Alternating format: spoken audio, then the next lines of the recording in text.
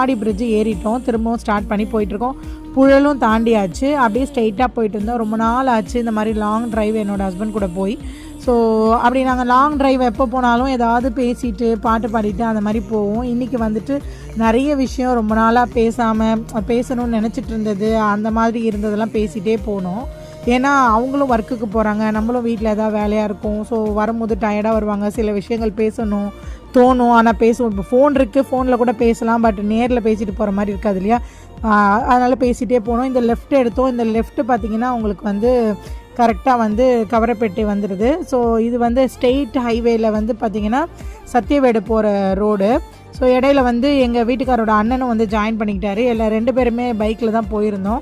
So போகிற வழியெல்லாம் left and right வந்து ஃபுல் அண்ட் ஃபுல் மரம் அப்படியே ஒன்றா சேர்ந்து ஒரு குகைக்குள்ளே போகிற மாதிரி இருந்துச்சு. எங்களை தாண்டி புல்லட் போயிட்டே இருக்குது, எங்கள் மச்சான் தான் போகிறாங்க. ஸோ இங்கே வந்து பார்த்திங்கன்னா நிறைய மாந்தோப்பு அண்டு தைல மரம்னு சொல்லுவாங்க, அதுதான் அதிகமாக இருக்குது.